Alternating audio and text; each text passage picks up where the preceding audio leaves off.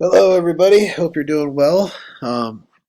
Since we can't meet in class, decided to do a little fun video lectures for you.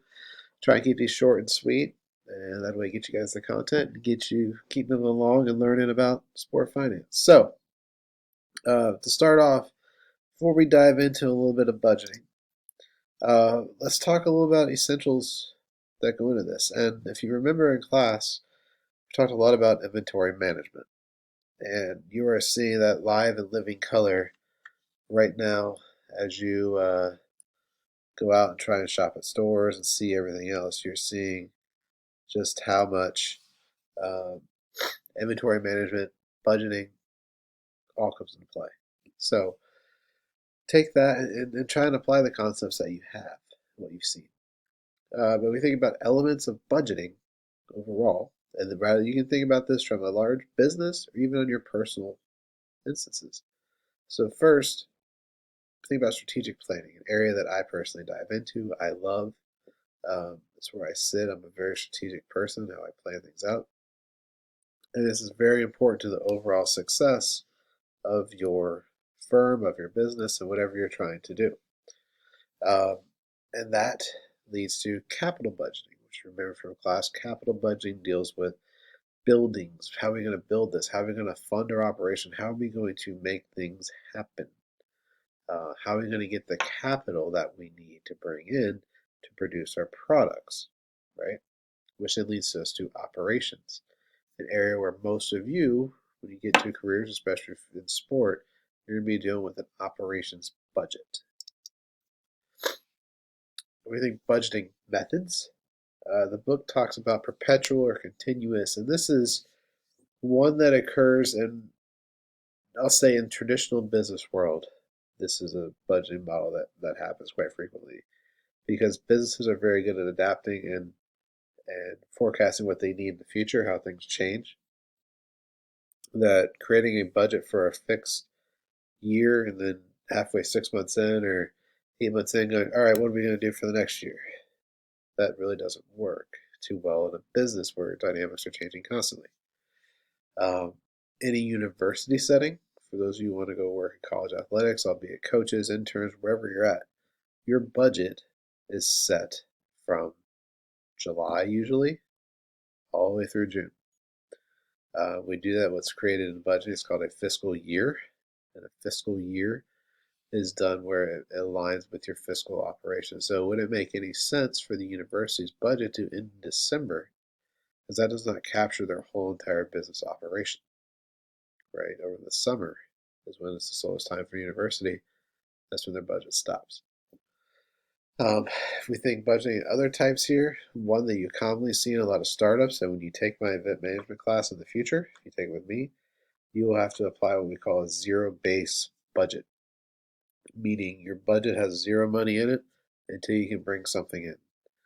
So we see this a lot in startup organizations, nonprofits may use this, where you don't have a lot of money, but you need to pay for stuff, so we have zero base.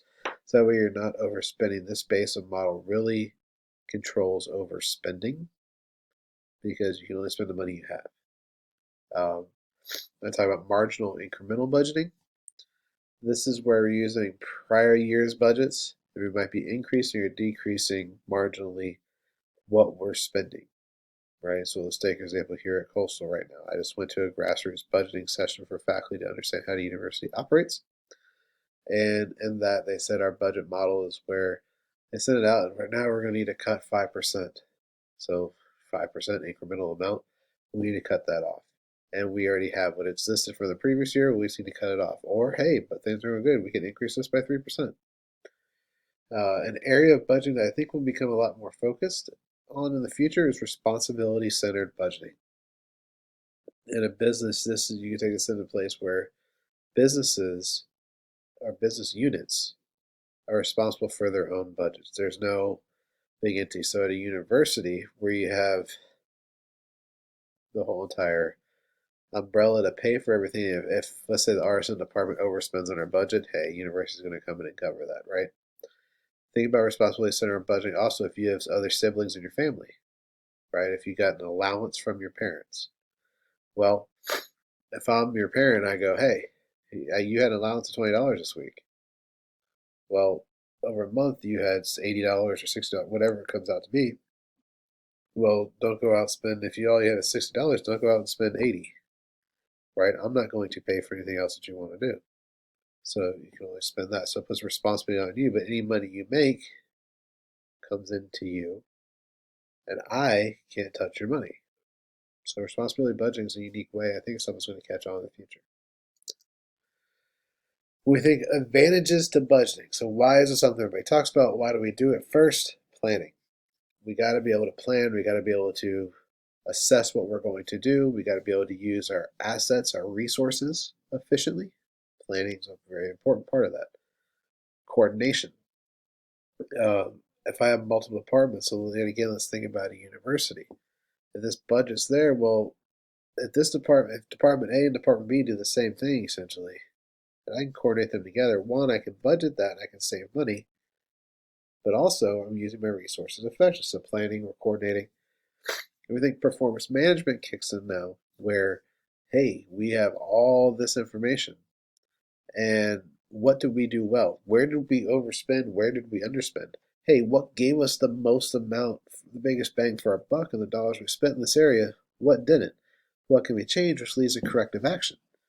You can't keep doing the same thing. So they say the definition of insanity is doing the same thing multiple times, hoping for a new result. Well, if you keep doing the same thing with a budget, and you don't make any corrective actions to alter that, well, you're out of luck. You're not going to be successful as a business. Your organization's going to flounder. Let's face it. So, as a budget, you have multiple areas that are some advantages. I really like the corrective action. If you don't take corrective action after you've evaluated your performance, you're in a difficult place. So, what happens in a big organization is a master budget is created. Think about, let's look at it this way. At the university level here, the president and the provost, and there's a committee that gets put together that develops the master budget through the university. They say we're going to have $150 million to spend, right?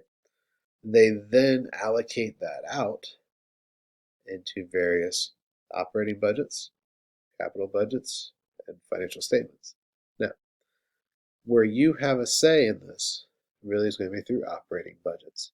What they do is they go, hey,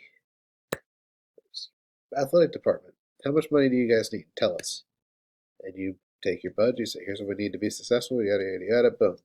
Here you go. Well, you're asking for $5 million more, maybe. Hey, Recreation Sport Management Department, what do you guys need? Boom, they bring it all in. And then they collect all that information together, produce a master budget. There's also, we need to build buildings. Currently, there's 2 or 3 buildings that are planned to do. We need to build buildings. Here we go. How are we going to do that? And then they create financial statements so everybody can understand where we're at. So we think about how do you get involved, especially when you're a new person to an organization, it's going to be through participative actions, right? So the book talks a little bit about this, but it's really going to be through an operations budgets that are created. You are going to be involved in some capacity because if I am, let's say, the athletic director, do I know everything that's going on with each individual team and what their specific operations are? I should, but I probably don't. So, or do I know that, hey, there's this new ball launching machine that we can use for football? Do I know that? No. But do you as a team know that? Yes. Will it help you play better? Absolutely. So you probably put that in your budget. So if you leave it up to me, I'm just going to create an amount for you. You're not going to be happy about it. As a manager, participative budgeting works great because now I give everybody some sort of buy-in and say-so on what's going on. Do I have to appease that and put it all in? No. But at least you gave me feedback on what I should put in. And I can give you some sort of rationale on how that works. All right. So thank you for listening, and stay tuned for my next